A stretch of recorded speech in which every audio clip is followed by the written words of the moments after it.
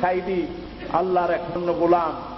যেদিন আপনাদের কাছে খবর হবে সাইদি পৃথিবী থেকে বিদায় হয়েছে, আমি আপনাদের কাছে শুধু দোয়া চাইব, আপনারা প্রাণ ভরে আমার জন্য দোয়া করবেন।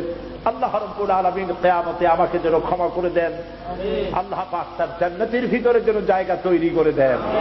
আমি শুধু আপনাদের দোয়া চাই। আর কিয়ামতে আমি চাই যারা আমাকে ভালোবাসলেন, যারা আমাকে মহব্বত করেন, তাদের সংখ্যা আমি জানি অনেক অনেক অনেক বেশি।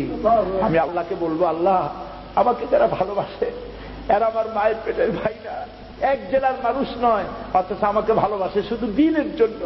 মা বোনেরা ভালোবাসেন, মা বোনেরা আমাকে টেলিফোন করে বলে, সাহেব আপনি ডরাইতা না, কান্দে এবং টেলিফোন করে আমার কাছে আমার জন্য আমাকে দোয়া করে। আমি আপনাদের ভালোবাসা ভুলবো না।